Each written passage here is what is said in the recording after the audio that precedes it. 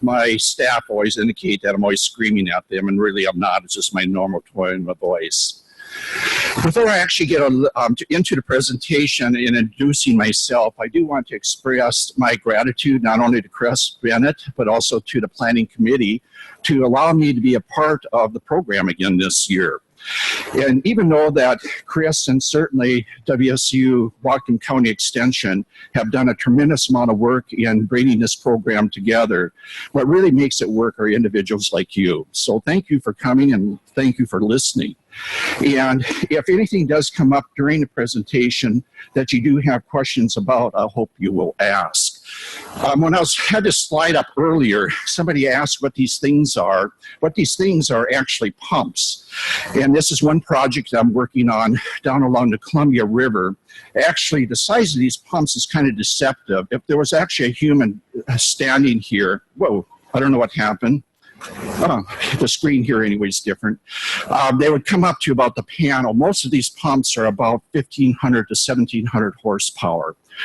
You see half the pumps here. Total horsepower at this pumping station is about 30,000 horse. At full power, they're pumping 205,800 gallons a minute. So they're pretty good sized units. But anyway, what I'm going to be talking about is the system froze up. I'm sorry.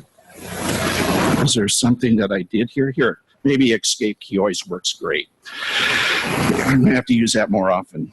But otherwise, as far as what I'm going to be talking about specifically is with chemigation and fertigation. And I know that when it comes to chemigation, it's not that commonly practiced here in the area, but certainly fertigation is. And I kind of think that when we are going to be looking at the growth that is being predicted, something that was indicated by Alan earlier, that I think we are going to start seeing more chemigation occur. But it's not without its issues. And certainly there has been other regions of the state and actually in a nation where it has been, resulting in some cases some pretty extenuous state rules that have been put in place, even to the point that some localities have even also implemented some rules as well. But before I get into the presentation, I certainly again want to thank Fall Creek Farms and Nursery for sponsoring this session, and also Ellenbach Farms. So again, thank you, gentlemen. Thank you for the companies for allowing me to be here this afternoon. As far as the presentation, there's going to be 5 principal issues I'm going to be speaking to. I'm just providing a quick licensing update. How was your licensing experience last year, actually this year, in getting your license renewal? Did you have much of an issue? Well, this side always different. Well, I'm going to cover a few things, and some things have changed. And just review a little bit about what the chemigation fertigation rules are and why that is separated is unique to Washington State.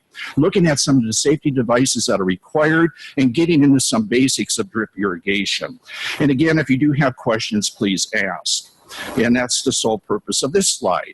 In addition to asking questions, there is some material over here on the table. Please feel free to pick that material up.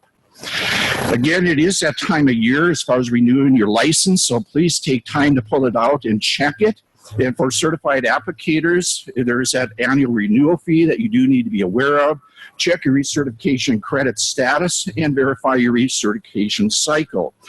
There are many times, usually the last week of December, I get these frantic calls in the office from people who have realized they still have to take 4 or 5 credits to maintain their license. And I very sympathetically indicate I'm sorry, but we do have a testing session next month. As far as what you should be doing, and hopefully you are, in particular sessions like this, is that when you are signing those sheets, please keep a record of what that identifying number is. It's usually in the top right-hand corner. And then periodically get online and make certain that those credits are being reported. There has been more than one occasion after I have gotten done speaking at a meeting that I walked around the room, and as the housekeeping was cleaning off the tables and throwing everything into the garbage, I was picking off sign-up sheets. So please be aware of the fact that a lot of times they're not sent in. It's not the fact that we're not recording it. On your commercial applicator side, how many here are commercial applicators? It'll help me a little bit through my presentation. Nobody. Okay. Well, we won't bother with that then. So as far as a pesticide license and education, how do you check? Well, you just simply go to our website. You just type in WSDA pesticide licensing and it's going to bring this up. You go to this particular sidebar on search for a license. You click that. It's going to bring up this. You just either enter your name or put in your number. And if you don't remember your number, just simply put in 8484 and I'll make certain that you get the credits. It's my number. I'm short of credits, so please help me if you can. So then you hit return and it's going to bring up this slide and it just indicates or you'll verify that this is indeed who you are, the type of license you have, and if you do have endorsements, it will list them as well. The things that you want to check is to make certain that you are current, and that did happen this year. Part of the thing that I do besides the technical education and assistance program is that I do once in a while step into the compliance side.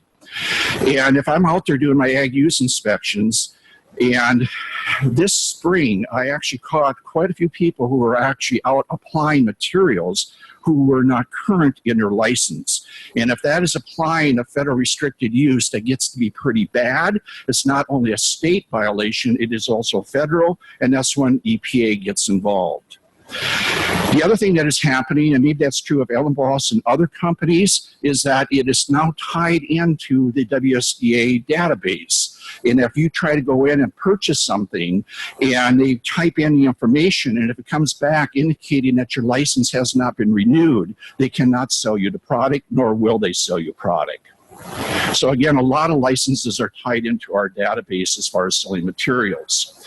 The other thing is check your recertification cycle to make certain that it is still current. That happened again this year. Not only was the individual's license expired, but his recertification cycle had also expired. So essentially, he did have to retest. Some other things that have happened here recently as of February this year is that WSDA no longer accepts cash, and there are several reasons for that, besides the inconvenience. But the fact is that we will accept checks, whether or not that's business or personal, cashier's checks or money orders. So if you do come in with cash, you're going to be asked to go and get a money order or a cashier's check. The other thing that has happened is that WSU will no longer renew licenses at local branches. I don't know if that's so much of an issue here, but it certainly is in the other parts of the state, except where there's emergency exemption. But having said that, if somebody's going to come into either the Moses Lake or the Yakima office, the two offices that I actually work in and manage staff out of, is that we're not going to turn you away. So if you do come in, we're certainly going to take it, but you may find in some cases that they will not be that willing. The other thing is that there is the online renewal. And if you haven't used this, this is a very convenient, very easy way to actually renew your license. You can renew all your license types. And what is nice about it is that if you renew it today, it will actually appear in our database tomorrow. It is that quick.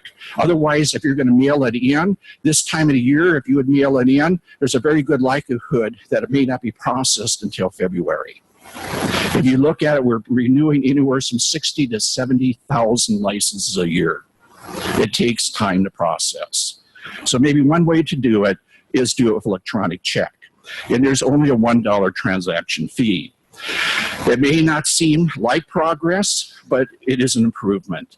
And believe me, there's been a lot of people last year that ended up using this because they were running up to the time frame with the early break in the summer, in the spring weather that we had.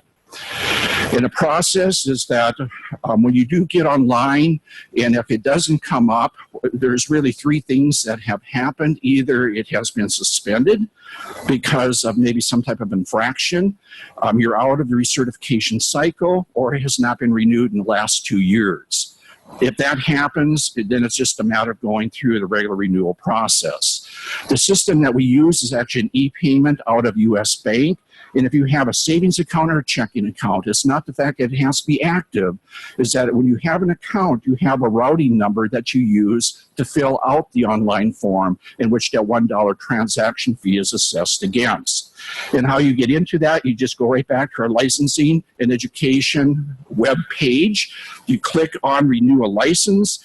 It brings up this page. You just click on renew online, and it brings up a page asking for your license number. You simply enter in that number, and then it'll come back and say, is this you?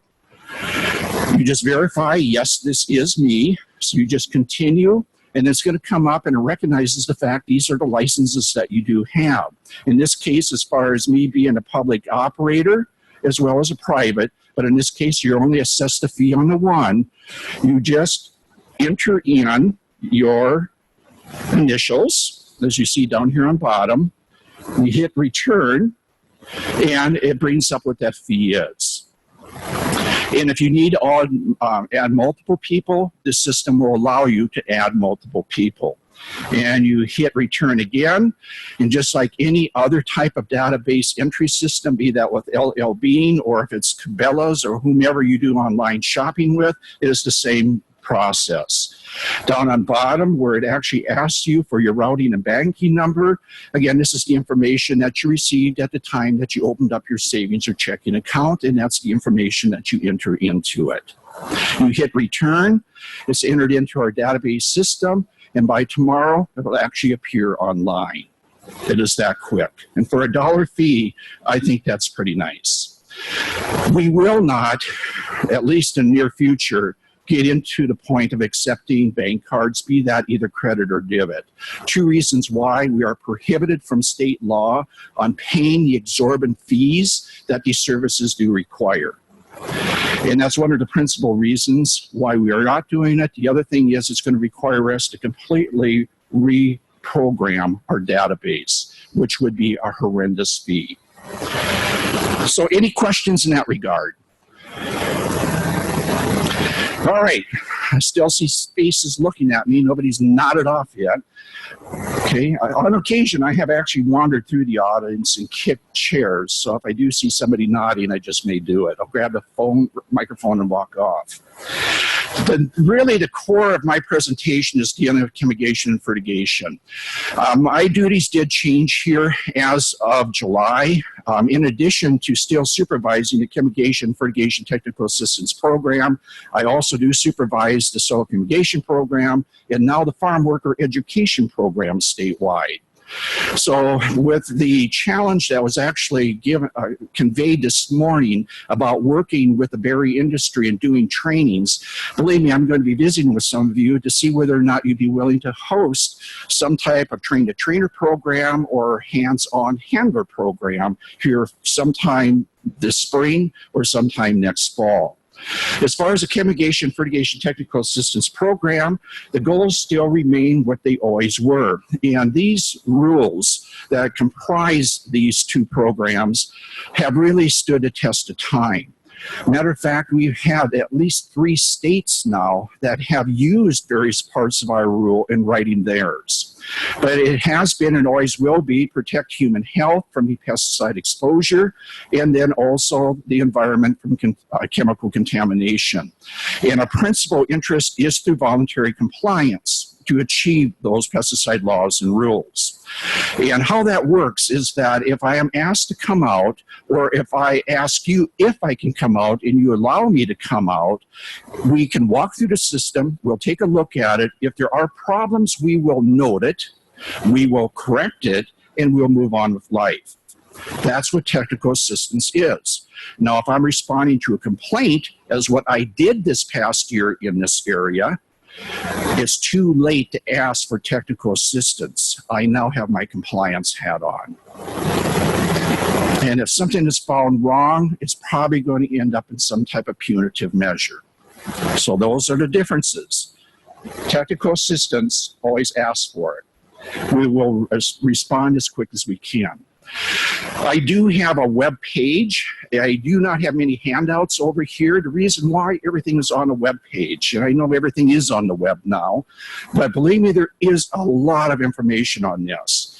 The number of hits on this, surprisingly, there are more hits outside of Washington than there is people within it, which I find interesting.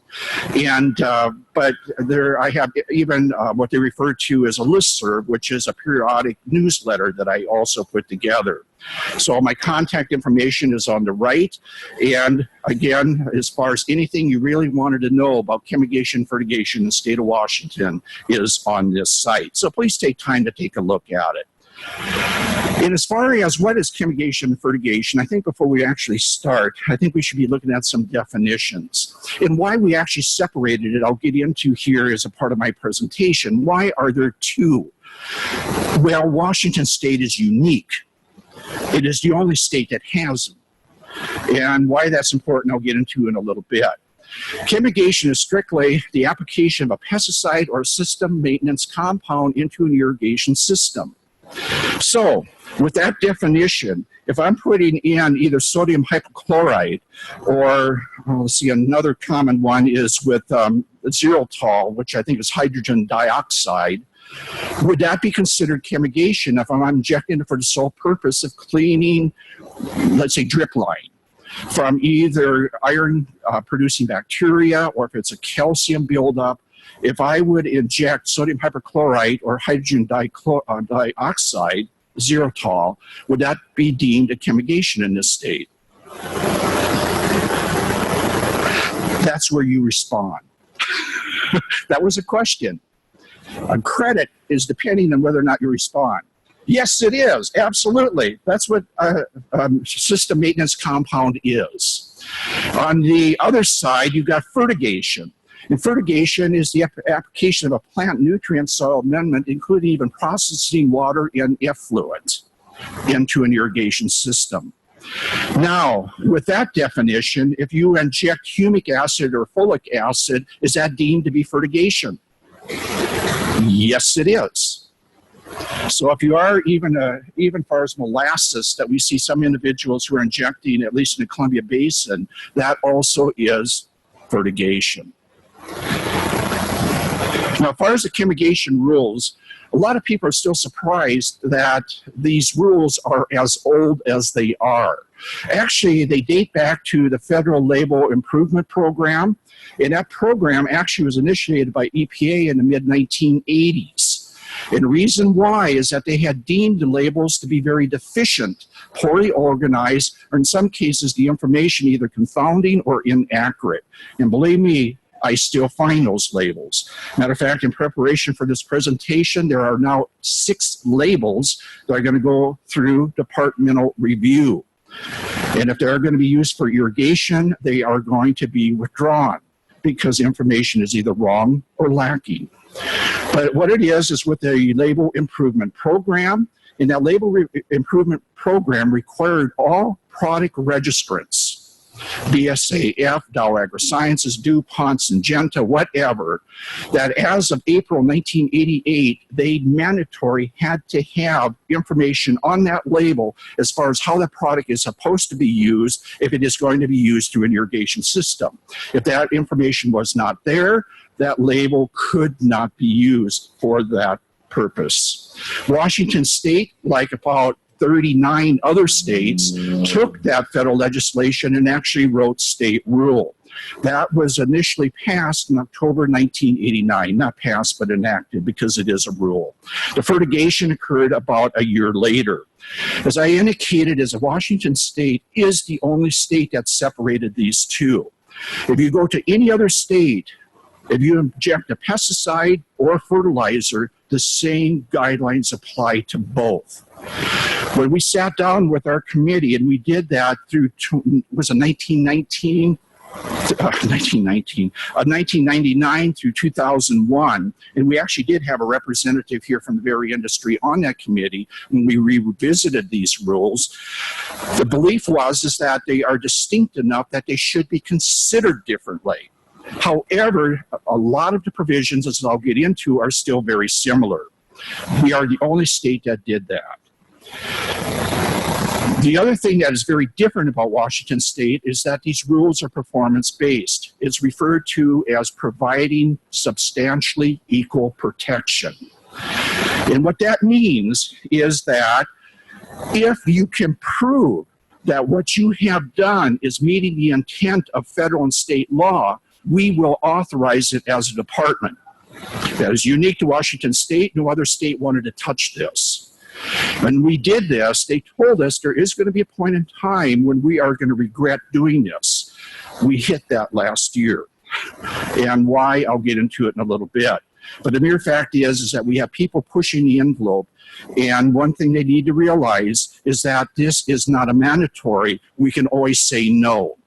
But the fact is that if there's another way to address the issue and comply with what the intent of the rule is, we're willing to take a look at it. And if it does meet the intent, that we will authorize it. However, saying that, EPA is aware of the fact that we are doing this, but EPA has also told me that I am in technically violation of federal law in doing it.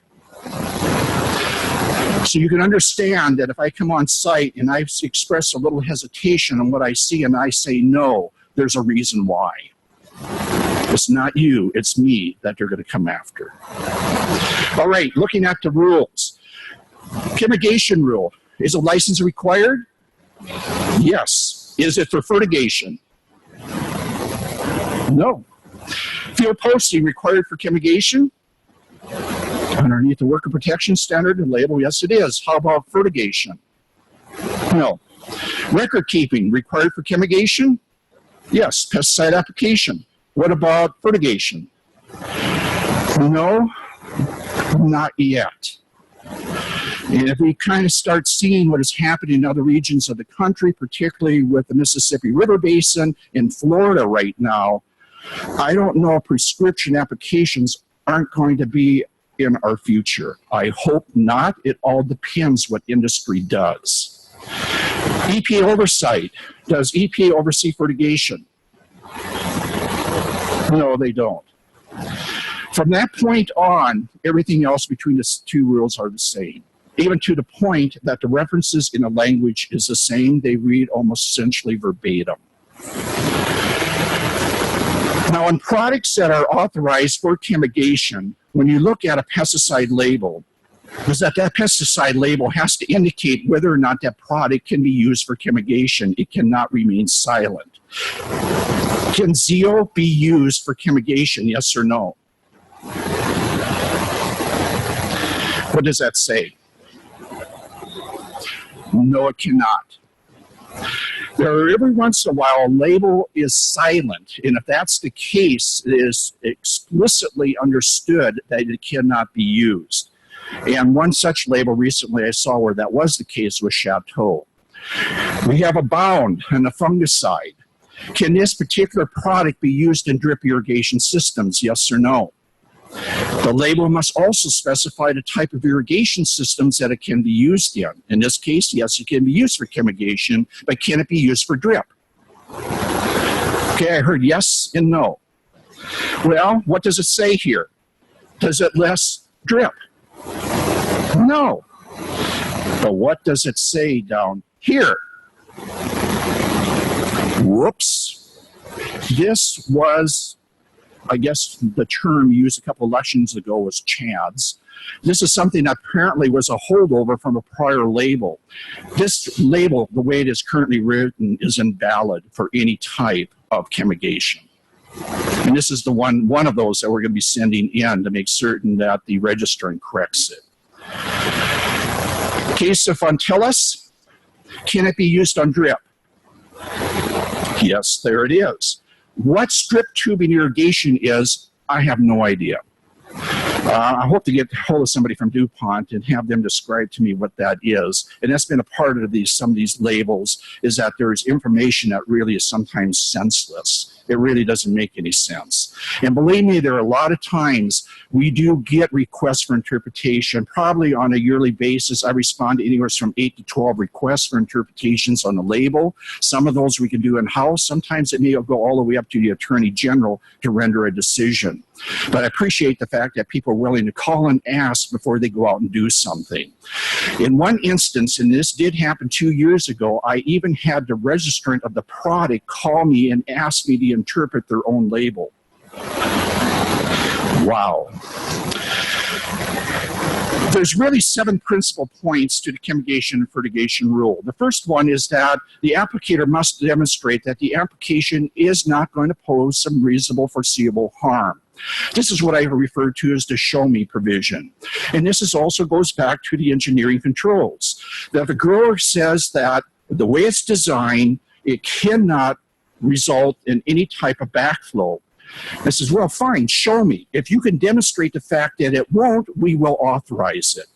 That happened in one case where one grower was convinced of the fact that the system would not. I said, fine, shut down the system and see whether or not we have any water cascading back down into the well. He shut it off. It was like a gush going back down the well. Obviously, he failed. He had to put in the backflow devices. Safety devices must be installed, operated, and maintained. Don't you find this a little curious that we have to use this type of language? Would you not think that if you would put a system in that you would have to operate it and maintain it correctly? Well, apparently not. So now it's a part of rule.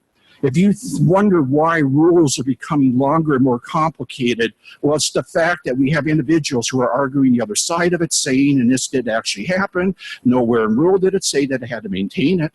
Well, now you do. Equipment must be operated in a manner that will prevent misapplication. We're talking about drift and surface runoff or deep leaching. The applicator must verify that the source water will not be contaminated by their actions. Again, kind of show me provisions. Then the alternative technology is that only can be authorized by WSDA staff. I don't know how many times I have looked at a system and the grower has said, well, it's fine. My crop advisor said that it meets the intent. I would say about 65% of the time it doesn't. And then, of course, they're very upset about the crop advisor and asking me why I don't cite them. I says, well, they weren't the ones putting it on the product, you were. So you're the one that's going to get cited. They're not very happy. The principal applicator is ultimately responsible. It's the whole issue of responsibility. Oh, you got a question? I do. Okay. How is the grower verifying that they're not contaminating the source water, and are they required to keep that as part of their records? Okay. All right, that's a 2-point question. Number one is that we do have guidelines, actually in our rules, we do have a checklist that they can walk through. And they can just look at it and say, okay, am I meeting these requirements? The other side of it, technical assistance. That's what our program is all about. Give us a call. Okay, we have worked, my last biggest project was with the cranberry industry, where we spent a lot of time walking through their systems, looking at it and making any adjustments and corrections. And the second part of the question was what again? Oh, okay, as far as maintaining. No, there is not in our rule. Now, if you go to Nebraska, Kansas, Minnesota, Wisconsin, Iowa, many other states, yes, you have to maintain some type of record. Currently in this state, no. Now, if you start getting into Global Gap or some of the schemes, and that's what they are called, like Albertsons, Safeway, all those, some do. Okay, so you need to be aware of that. This is only state rule. Again, local ordinances can be more restrictive. They cannot be less. And that's also true of the schemes. The other thing is that as far as irrigation injection systems, if there's anything that causes more people to moan and groan, it's this last point. Who is ultimately responsible? It is the person applying it. I don't care who owns that irrigation system. You're the person applying. You are responsible for the entire unit, both the injection as well as the irrigation. So you're not going to get a very sympathetic response from me. Usually it is, I don't care. You accepted responsibility for both. Now, what are those devices? There's actually 4 principal ones. There's a mainline check valve, and again, we'll look at some alternative provisions. The vacuum relief valve, the low pressure drain. Washington State, like most other states, also require inspection port that does not appear on the federal label. However, as the federal labels are being rewritten, those are being added. And what these are, we'll talk about. But the fair fact is that water in this state cannot be accessed for fertigation or chemigation unless adequate backflow devices are in place. It cannot be any clearer. And to help us make that point is the Department of Ecology underneath two federal laws, the Safe Drinking Water Act and the Clean Water Act. And I'll get into that a little bit. But the mere fact is that it has to be protected. And again, we do recognize alternative technology to achieve this protection, but again, it has to be verified by the Department of Ag. Now, what are some of these technologies? This is one case. There was so much elevation difference between where the water source was and where this pump was that they didn't even need the booster. There was so much head pressure that they were actually operating this pivot off of the fall on that water. There's no reason to have backflow devices. Another one that's fairly common is with cantilever tubes out into irrigation ponds. I know ponds is something that's very common in this area. And in this case, how can backflow occur? It's impossible. So why then do we require backflow devices? If you go to Idaho, if you go to Oregon, any other state in the union, they will require it anyway. We go, why? So we don't. And another one, you see a lot of this when you get down along the Columbia and Snake River, it's pumping over hills. In this case, they're pumping up over the hill down into the other valley, and what they have are vacuum relief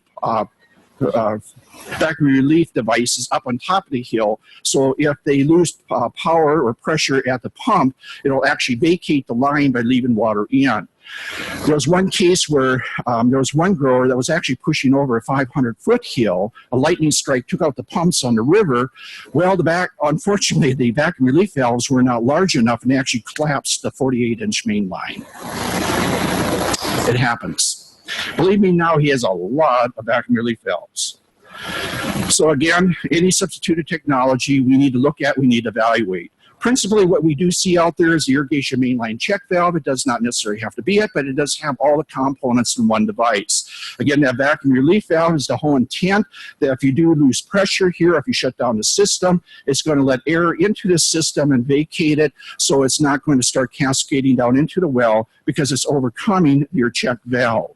And again, just check valve is your principal protection device. It's just a slam valve that has a rubber seal on it. So when water, which way is the water going here? Is it going left to right or right to left? This is the one that always throws people. Which way do you think it's going? I need to do more expansions up here. Okay, it's going from right to left. So water's coming this way, it's opening that check valve and it's going downstream. When the water system goes off, it slams that check valve and stops it from going further. If anything does go by, it goes through the low pressure drain. And the reason why this inspection port here is allow you to open that up and check on the integrity of this swing valve. I'll show some pictures. The worst case I had ever saw is that there was no check valve. It was down the system somewhere. When it happened and where it is, nobody knows. And so as far as what some of these other systems are, and again, the whole intent here is that if you do have a loss of power, is that it's not allowing this to cascade down into the well, or if it is into a river, a stream, a lake, or if it's some type of surface water. Has that been a problem? Yes, there are parts of the basin where we have improved it dramatically, but up until about 10 years ago, there were many, many systems still operating without any type of backflow on wells, to the point that we still have some areas that with the water that they apply during the irrigation system, the nitrate level is so high in that groundwater that they put onto the equivalent of 70 pounds of nitrogen. Some areas are still hauling in bottled water because it's well over the health advisory. Again, as far as inspection port, allows you to get in and actually check on the integrity of that check valve. And again, the vacuum relief valve is just to let air in to vacate that system should you lose power. And in this case, that low pressure drain is doing exactly what it's supposed to be doing. In this case, it's purging water from the valve at the time of shutdown. But again, once it's drained it, if anything needs by, the check valve here is going to intercept it and drain it off. And the other thing is that you can have water outtakes. It's just the fact that they have to be located upstream of the check valve, which is naturally common sense. Why would you put it downstream of where you're injecting? If you want fresh water, you want fresh water, not treated water. It does not necessarily have to be a chemigation line check valve. You can actually go with a wafer.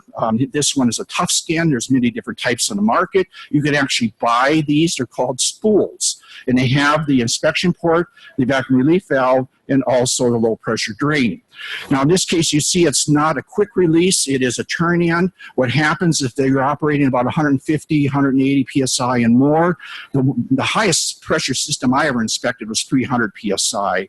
When you get up to those points, those click snaps just don't hold. You need to go to something else, and that's the reason why this has it. In this case, this grower was a tremendous welder. He just simply welded in his devices. Here's his tough, that's a different type, it's not a tough skin. But here he has his inspection port, the click release clamp, the vacuum relief valve, low pressure drain. In some cases, it may require something more. These are double checks. Depending on where you are, a lot of times local ordinances do have requirements. In this case, they're actually pumping through wastewater from potato processing plants. Ecology, in this case, does require double checks. They no longer allow them. Can anybody estimate why that double checks really would? Actually, I know of no place now where they actually can be used. If you're going to be doing either irrigation on residential area or, in this case, processed water. Any estimates as why? Prosser, you can speak up too. I don't want you to feel like you're not being included. Well, what happens is that whatever follows the first one, there's a 60 to 70% chance it's going to follow the second one. Okay, that's the reason why you normally don't see them anymore. Or you may have to go to an RPZ. In this case, it's just a reduced pressure zone principal device or just reduced pressure zone device. And this is a larger one. And really what this is actually the protective mechanism here. It senses pressure differential between this valve and this valve. If it gets beyond a certain set point, this will actually open and vacate water. Highly expensive. Not uncommon. This is a smaller one, a 4-inch. You're only probably looking about $6,000. Some systems that we're working on that are 10 and 12-inch can get up to $30,000 to $40,000. Very expensive. Another one that has really gone on with the cranberry industry is a barometric loop. Also something that we do authorize. And actually we worked with NRCS and actually just putting together design criteria for it. And what that design criteria is this, is that you have to have 30 inches between the bottom of the apex of that loop and the top of your highest outlet, in this case a nozzle, in the field, and then you have to have 30 inches between that bottom of that apex and the point that you inject. We see a lot of this in solid set, in drip systems, and others. Is this particular valve installed correctly, yes or no?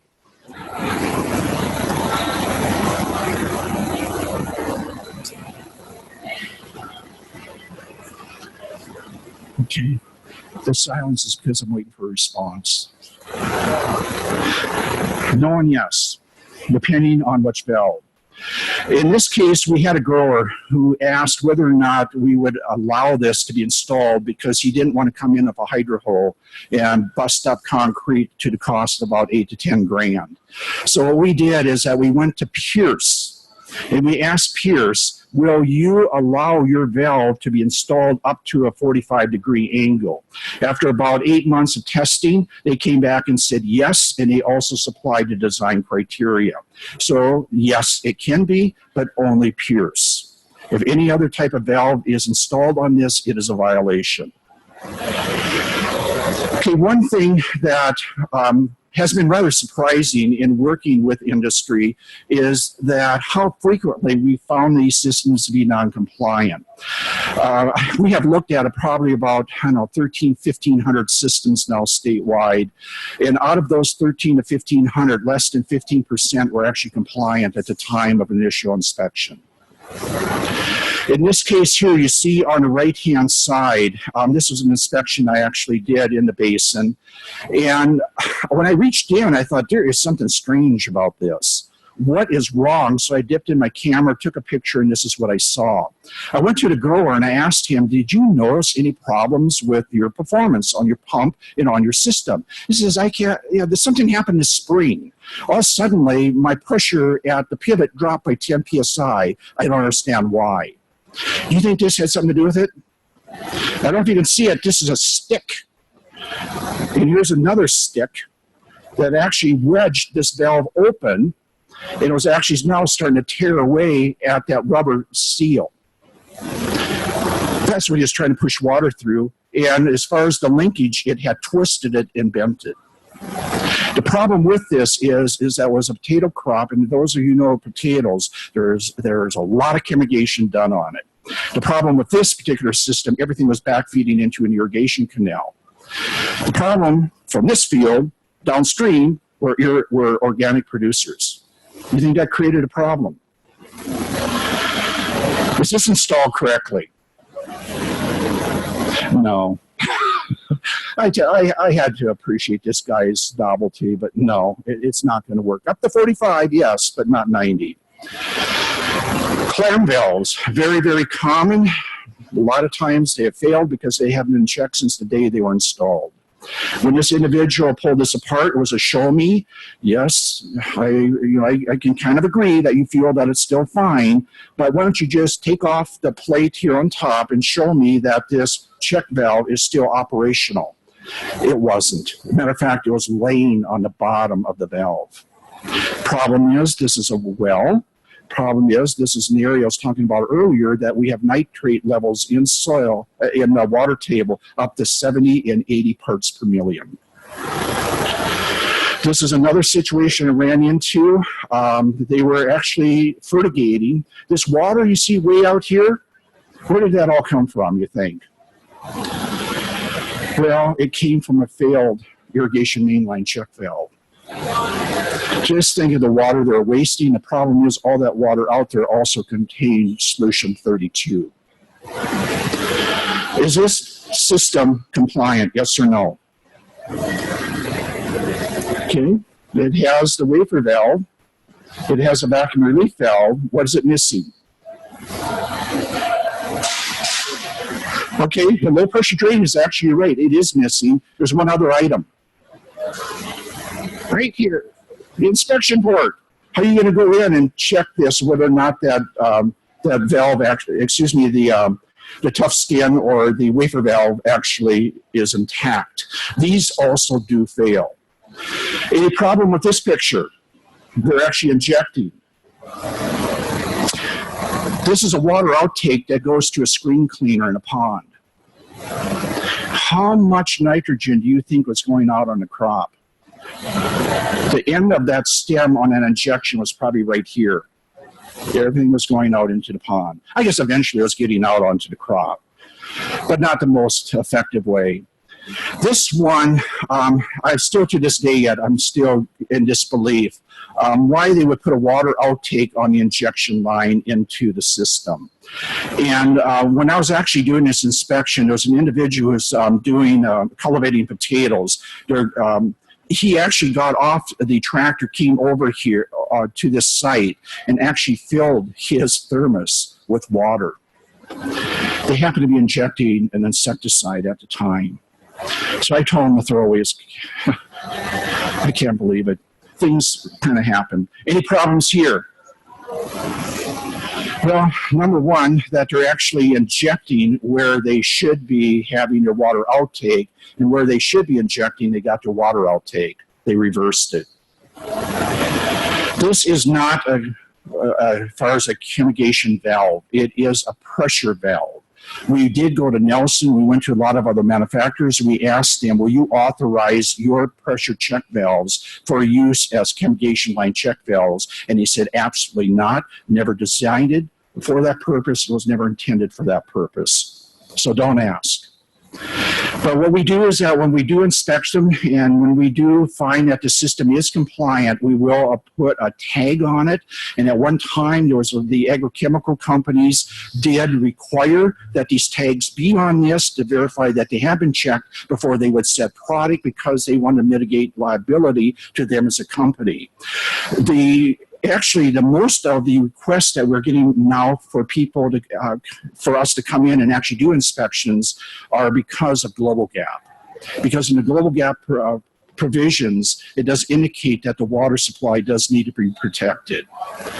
The other thing, as far as the injection system, you have to interlock the injection line check valve. Again, the whole focus here is that if you are pumping, you don't want that product to end up into your tank. Regardless what people say, the checks on the pumps are not effective. They're only about a half PSI spring, and most of the times when those pump check valves have failed, we have taken out those valves, we see usually that there's Teflon tape stuck somewhere in it. People say, how frequently does it happen? Well, I have an incident here where it did. They relied on the check valves in that pump to provide that backflow protection. It didn't work. Now they have a site that they had to come in with a front end loader and clean up. Mostly what is done is that it is with some type of pressure check valve. In this case, it's tied into the panel. A lot of times it is a pressure valve, but a lot of times what we are seeing now are just water meters or flow meters. And generally, if you are using variable rate injection pumps, that's typically what is being used. But what happens when these meters are hit a preset range, it'll scramble the panel. And usually the panel is where you have the power source for your injection pump, and it just shuts everything down. Again, sometimes you can use a solenoid, and you have both electric and hydraulic. This is a hydraulic, and you see the hydraulic valve right here coming off of the tank. That's tied into the pressure side of your irrigation pump, and that pressure has to get up to a certain level before it opens that valve and allow the product to be fed. So again, it doesn't have to be expensive. In this case, it's just simply an electronic solenoid that's tied into the panel. So if you don't have the power, or if it doesn't reach a certain limit that you have this set for, it'll remain shut. The other thing that has happened in Washington State, and actually did originate in Washington State, is the irrigation main line check valve. This is one case where EPA did listen to growers. Not that they always don't, but in this case they did. That Washington State growers said, hey, we got a better system. And what it is the irrigation line check, as far as the injection line check valve. And all it is just systems like this. You have your stem, here you have your 10 PSI spring, and then here you actually have a rubber seal that actually closes and prevents any backwater feed through that valve, through the system into the tank. There's a lot of different styles out there. This is one that I wish, and well, we have now since said we can no longer use. We see a lot of these coming out of the water industry, using for chemigation and fertigation, and I wish that we would have been more proactive and saying no. And all this is really a steel plate laying on top of a steel seat. The problem with these are they're cheap. I guess that's not a problem, but the other fact is they have a high flow rate. The big problem with them is there's a tremendous failure rate on them. All of these will fail. This is one, a Sure Mix. There's a very similar, another product called John Blue. This is a picture that I took of that valve that failed, and what that material is, I do not know. It looks like the internal components of it started breaking down. This is that derivative valve that I showed earlier. I did an inspection in this system. I went up to the pivot, looked at it. The tank only had about 250 gallons in it. Went out to the system, did another check, came back. Now the tank had 500 gallons in it. Okay, nobody came in to fill it. What happened? Well, I pulled it off, and this is what happened. The valve failed, and it was backfeeding water through the system into the tank. Again, don't use them. I thought I hit that one. This is one that I came up to, another well. You kind of look, and here we are. Look, here's another clam valve. And you see these lines coming up to it, and you go, oh, boy. Well, I walked up to it, my worst fears. They had actually two pumps injecting product into the the upstream side of the clam valve. And we wonder why we have contamination of groundwater. We still see these. I'm sorry? What is a superior product to what you're saying don't use, what should people be using? You mean as far as, that's a pretty open-ended question. Have you found something that works much better, Okay. that doesn't have a high failure rate? Yeah, there's a lot of it is just, the biggest thing is don't try to get multiple seasons out of them. That's the biggest problem. They're really meant for one season. And there are a lot of good products out there except Drabla. So, but again, I have people who try to get 3, 4, 5 seasons out of them, and they wonder why they fail. This is another one. I worked with the grower. Very proud of the fact that he put in a brand new system at great expense. And then what does the crop advisor do? Comes along and injects on the upstream side of the protection device. Negated everything that guy did. I don't know if you use sand media filters, disc filters, or other things here in the area, but there's a real common problem with this, is that a lot of people say that you should be injecting upstream of these sand media filters to take out the impurities. That is wrong. The problem is the people doing that are from California. And California, what their regulation is down there, is that you cannot release the backflush. That water has to be captured. Well, what happened in this case, we had them move it downstream. Well, then they put it here. Well, what happens with the pressure regulator? It's dumping it right back in the headstream. So they moved it further downstream. But here's the issue. When you backflush those tanks, that's what you're dumping back into the stream, or in this case, the head ditch for the person downstream. And believe me, they're not happy with it. The other thing is you can't do it because it's a violation of the Federal Clean Water Act, which is enforced by ecology in this state. It's an anti-degradation and beneficial use provision. Tank identification requirements. Again, there are requirements you do need to be aware of. They're both state and federal requirements. They do need to be in place. Even on shuttles, they have to be there. In this case, it is a closed, locked structure, which is fine, but inside it's still good to indicate what those materials are because of human error. A lot of times products are commingled, and a lot of times they don't get along with one another. On one occasion, we have brought out a pumper that's used usually for septic systems to pump up these tanks because it's nothing but spaghetti. So again, you have to have labels, and again, if it's fertigation, you also need to indicate what's in it. Those tanks do have to have integrity. This one, the whole top was broken out, and this one, I can't even begin to explain why they were using it. This is not snow. This had leaked so much solution 32 that it had saturated the soil and now starting to solidify on top of the soil. And this is another one I came across. They dumped probably 80 to 100 gallons in the ground because they broke the elbow when they set the tank. Again, it's always good to have emergency response because you never know when things happen. This tank ruptured and it dumped all this herbicide down on the ground. In this case I was involved with, this young individual panicked, burst a tank in the back of their truck. Instead of doing what they should have did, he panicked and drove 5 miles back to the plant, dropping product all the way. What should he have done? I have a question from Prosser. Okay. They want to know, can you please clarify your statement? Which product or part are we supposed to change annually? Okay, that's the injection valve. Okay, that's the Sure Mix, the John Blue. There are other materials out there. It's that one with the 10 psi spring in it that has that stem. And that's the one that they should be replacing annually. Because with all the product you're pushing through it, it does wear. And if you think every time that pump pumps, be that a diaphragm pump or if it is a piston pump, it's always pushing against that. And it'll just wear with time. Yeah. Thank you, Prosser.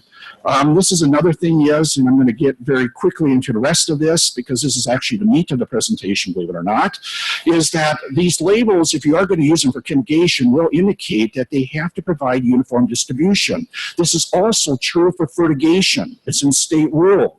Well, what does that mean? Well, you also realize earlier when I mentioned that these rules do quote industry standards. The industry standard in this case is the NRCS Conservation Practice Code 441.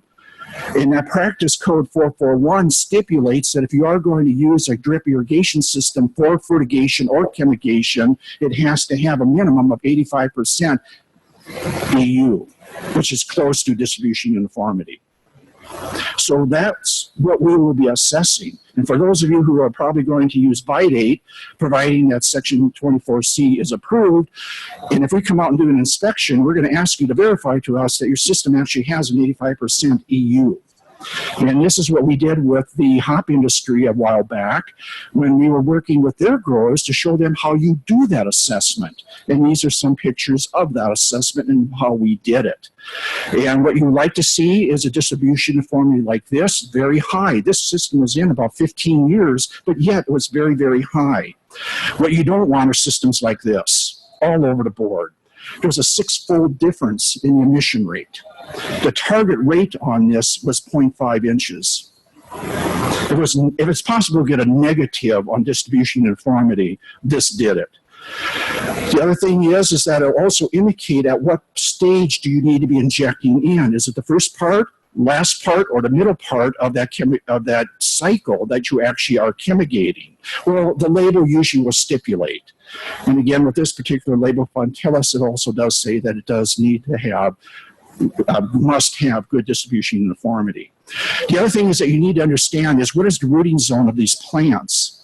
Well, in the case of blueberries, the depth of that rooting zone is only about 8 to 12 inches. If you're talking about cranberries, the depth of that rooting zone is 3 to 4. You need to be aware of that when you're chemigating because you can easily push product past that. What you want is it uniform and efficient. In this case, it's non-uniform and inefficient, and as a result, you've got plants that are suffering here. In this case, it is also ununiform and inefficient. You're just pushing a lot of water past that zone. And in this case, yes, it's uniform, but it's highly inefficient because you pushed everything past the roots. So again, you're talking about geospatial positioning. And you will see this actually on a Bite-8L Section 24C. Now, another way of looking at this is looking at what can happen based on rendering that cycle you actually injected for how long. This one up here on A, it was done for 15 minutes after the start of the injection, continued for 30 minutes, then continued to irrigate for 2 hours. The one in the middle, 30 minutes, then it ended 30 minutes before the end of the start of the irrigation set. And the last one is that it did the middle half of it, but it shows you the impact of where that product ends up in that soil profile. So again, we're talking about all geospatial. This is just a field demonstration using dye of the very thing that I just showed earlier, is that at 1 hour you can see that it's pretty well concentrated underneath that plant. It really hasn't spread out much, nor has it gone down. And granted, this is impacted by the soil type that you have as well. Here on 2 hours, you can see how it's becoming that concentrated zone. And then 6 hours, you can see that the middle here is pretty much devoid, and it's all on the outside. If you wanted it here in your roots, you have just defeated your purpose. So again, another quick slide just showing you that there's a high correlation between the nitrogen that's pushed through these systems and the amount of water that goes through these emitters. The other thing that you do need to realize is that the concentration will decrease with distance. And why is that? Well, it's pretty hard to compensate for friction loss. Again, the supervising applicator is ultimately responsible. Don't be pointing fingers because we're going to shrug our shoulders and say, where's your license? We need to start talking. Again, if you've got questions, give us a call, talk to your crop advisor. The other thing is that I'm going to skip over this. But if you do have questions, I'll be around here today and tomorrow. Thank you for being a part of this. And if you got questions, again, I'll certainly take them. Thank you.